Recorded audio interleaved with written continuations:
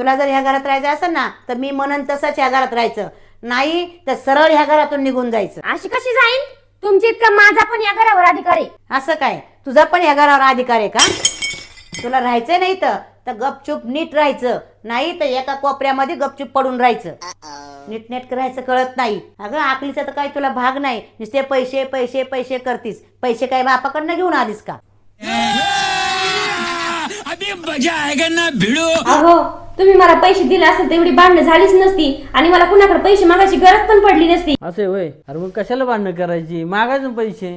धर बर पैसे, तू धर हे 6000 रुपये आणि धर.